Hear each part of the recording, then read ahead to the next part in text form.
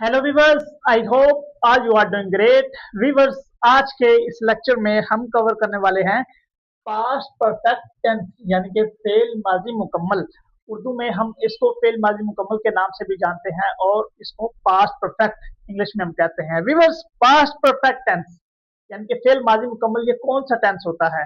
ऐसा टेंस, ऐसा जमाना जो पीछे गुजर चुका हो, माजी हो और उसमें ऐसा काम जो अधूरा ना हो बल्कि वो मुकम्मल किया जा चुका हो, उसे हम क्या नाम दे देते हैं कि वो पास्ट परफेक्ट टेंस का है। वीवर्स, आगे हम चलते हैं कि पास्ट परफेक्ट टेंस को उर्दू में हम किस तरीके से पहचान सकते हैं, इसके आखिर में क्या आता है। तो वीवर्स, पास्ट परफेक्ट टेंस में उर्दू में फिक्रे के आखिर में चुका था, चुकी थी, चुके थे, अलिफ था, ये भी समटाइम यूज होते हैं।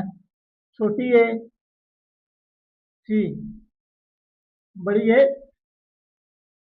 थे, चुका था, चुकी थी, चुके थे, ये आप मोस्टली पढ़ते ही होंगे। अलिफ था, छोटी ए थी, बड़ी ए थे, ये आप कम पढ़ते हैं। इसके बारे में हम आगे पढ़ेंगे और इसके जुमले भी बनाएंगे और वो पास्ट परफेक्ट टेंस के ही होंगे। आगे हम चलते हैं इसके सेंटेंस स्ट्रक्चर की तरफ के पास्ट परफेक्ट टेंस को किस तरीके से बनाया जाता है। व्यूअर्स, आप जानते ही हैं कि हर टेंस को तीन तरीकों से बनाया जाता है। पहले नंबर पर हमारे पास होता है सिंपल यानी कि सादा, दूसरे नंबर पर हमारे पास होता है नेगेटिव यानी कि मनफी, और तीसरे नंबर पर हमारे पास होता है इंटेरोगेटिव यानी कि सवालिया इसके जुमले होते हैं। सबसे पहले हमारे पास आ जाता है सिंपल, ये जो पास्ट परफेक्ट टेंस यानी कि फिलहाल माजी, उसके जो सिंपल सेंटेंसेस होते हैं उनको किस तरीके से बनाया जाता है। तो वीवर्स, पास्ट परफेक्ट के जो सिंपल टेंसेस होते हैं उनको सबसे बनाने के लिए सबसे पहले हम क्या यूज करते हैं? सब्जेक्ट। सब्जेक्ट से मुराद ऐसा नाउन प्रोनाउन जो सेंटेंस में फिक्रे में कोई भी काम को सर अंजाम दे, कोई भी काम को करे, उससे हम क्या नाम देते हैं? सब्जेक्ट। प्लस इसमें एक ही हेल्पिंग वर्ब यूज होता है, हैड, प्लस वर्ब की थर्ड फॉर्म, और एट द एंड हम क्या यूज कर देते हैं? ऑब्जेक्ट। वीवर्स, इस सेंटेंस में पास्ट परफेक्ट में एक हेल्पिंग वर्ब यूज होता है, वो हमारे पास है हैड, और वर्ब की थर्ड फॉर्म यूज होती है। वीवर्स, आगे हम इसके फिक्रे बनाते हैं उर्दू में, तो इसकी ट्रांसलेशन भी करते हैं। मिसाल के तौर पर पहला फिक्रा है, वो घर जा चुका था। अब इसमें देखें कि वो घर जा चुका था, ये माजी की बात है। सेकंड, उसका जो घर जाना था वो जा चुका था, वो पहुंच चुका था, तो ये काम उसने क्या कर लिया? मुकम्मल। और एट द एंड हम यहाँ देख रहे हैं कि एट द एंड चुका था यूज हो रहा है, तो यहाँ हमने पढ़ा था चुका था, तो ये कौन सा हो गया? ये पास्ट परफेक्ट का हो गया। अब हम चलते हैं कि इसको ट्रांसलेट कैसे करते हैं। सबसे पहले हमने पढ़ा था सब्जेक्ट आएगा। इस सेंटेंस में घर जाने वाला कौन है? वो, यानी कि काम करने वाला वो है, तो ये हमारे पास क्या हो गया? सब्जेक्ट। तो सबसे पहले हम उठा के सब्जेक्ट को ले आते हैं, वो हमारे पास क्या है? वो। उसकी इंग्लिश यहाँ हमारे पास क्या होगी? ही। अब सब्जेक्ट के बाद हमने पढ़ा था कि हेल्पिंग वर्ब हैड का यूज होगा, तो यहाँ हम क्या ऐड करेंगे? Had, he had. आगे प्लस इसकी वर्ब की थर्ड फॉर्म यानी कि उसका काम, उसका एक्शन क्या था? जाना। ये उसका क्या है? एक्शन, काम। तो ये क्या होगा? वर्ब, यानी कि किसी भी काम के करने को हम क्या नाम देते हैं? वर्ब। अब जाना, ये उसका एक्शन है। जाना की इंग्लिश होती है गो, उसकी दूसरी फॉर्म होती है वेंट, और तीसरी फॉर्म होती है गॉन। तो हमने पढ़ा था कि यहाँ कौन सी फॉर्म यूज होगी? थर्ड। तो थर्ड इसकी फॉर्म है गॉन, ही हैड गॉन। कहाँ वो गया था? उसका ऑब्जेक्ट क्या था? वो कहाँ जा चुका था? वो घर। तो घर इसका क्या हो गया? Object. He had gone to home, तो होम इस टेंस में क्या हो गया? ऑब्जेक्ट। वही वही, ये समझ आ गया होगा आपको कि हमने हैड और थर्ड फॉर्म को यूज किया, सबसे पहले सब्जेक्ट, और एट द एंड हमने ऑब्जेक्ट को यूज किया, तो टेंस मुकम्मल हो गया। आगे इसकी दूसरी फॉर्म एग्जांपल को देखते हैं। तुम क्रिकेट खेल चुके थे। अब इस सेंटेंस में हमारे पास सब्जेक्ट कौन है, काम करने वाला कौन है? तुम। ये हमारे पास क्या है? सब्जेक्ट है, काम करने वाला है। इसकी इंग्लिश हमारे पास क्या आ गई? यू। तो सबसे पहले हमारे पास क्या आएगा? सब्जेक्ट। उसकी इंग्लिश क्या है? यू। आगे हमने क्या पढ़ा था कि इसका हेल्पिंग वर्ब आएगा। हेल्पिंग वर्ब हमारे पास क्या है? Had, you had. आगे उनका एक्शन क्या था, काम क्या था? वो था खेलना। खेलना की इंग्लिश हमारे पास प्ले होती है, और उसकी दूसरी तीसरी फॉर्म होती है प्लेड। प्लेड। और यहाँ फिर हमारे पास क्या आ जाएगा? तीसरी form played. You had played. क्या ऑब्जेक्ट था, क्या उन्होंने खेला था, क्या उनका काम था? वो था,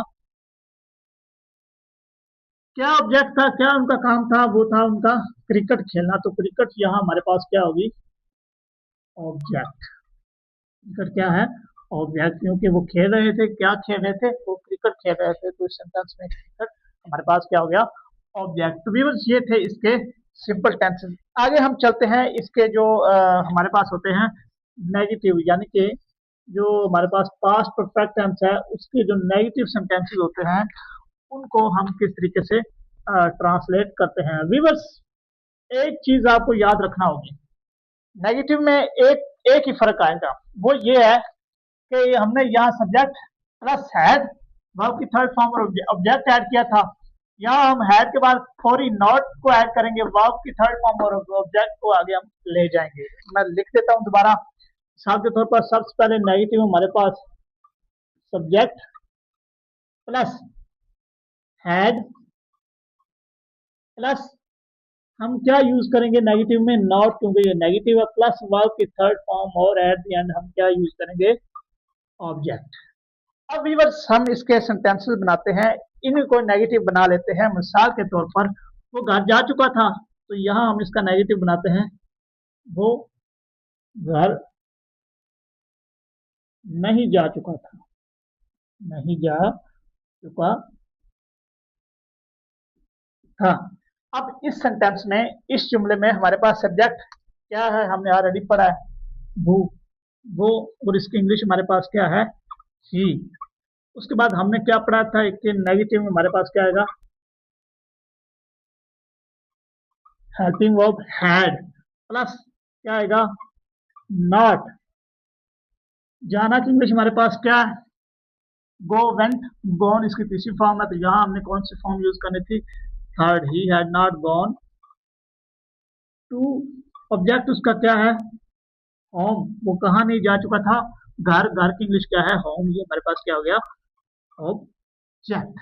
बस समझ आ गई होगी कि हमने यहाँ जस्ट हैड के बाद, हेल्पिंग वर्ब के बाद हमने नॉट को ऐड किया, तो ये हमारे पास कौन सा होगा? ये नेगेटिव हो गया। आगे इसका दूसरा फिक्रा वही हम, तुम क्रिकेट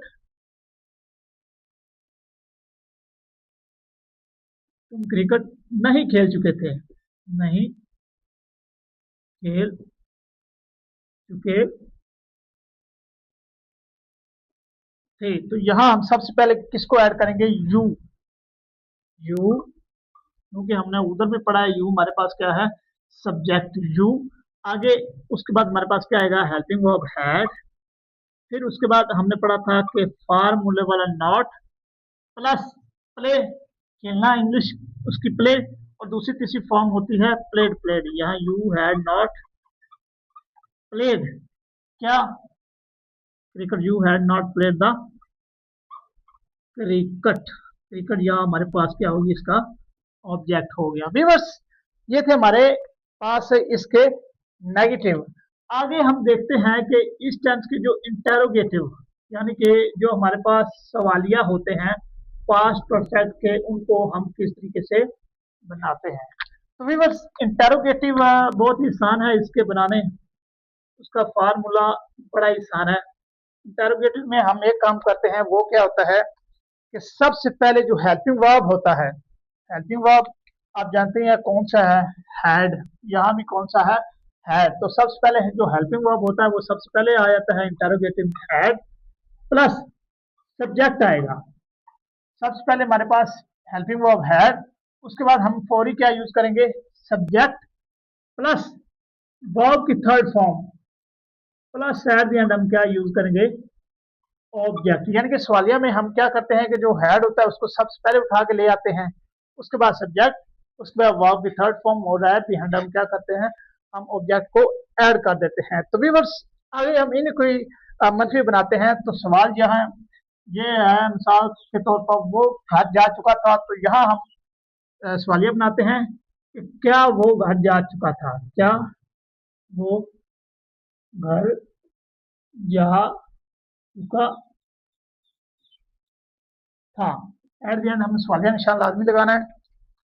इस सेंटेंस में हमारे पास सब्जेक्ट क्या है, वो, और वर्ब क्या है, जाना, और ऑब्जेक्ट क्या है, घर, क्योंकि हम ऑलरेडी पढ़ चुके हैं कि हमारे पास सब्जेक्ट वर्ब और ऑब्जेक्ट क्या है।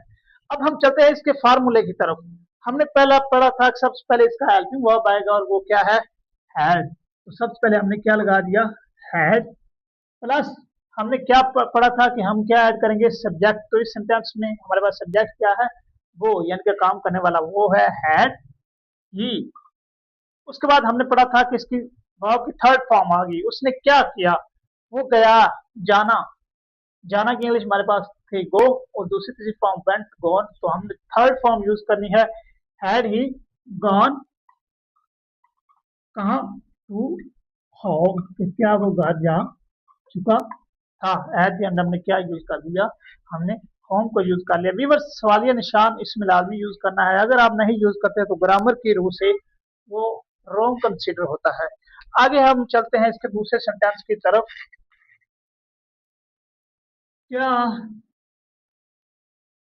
तुम क्रिकेट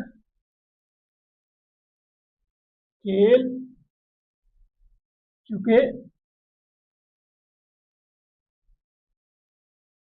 थे, क्या तुम क्रिकेट खेल चुके थे। तो व्यूअर्स इस सेंटेंस में हमारे पास सबसे पहले क्या आता है, हेल्पिंग वर्ब हैड, हैड।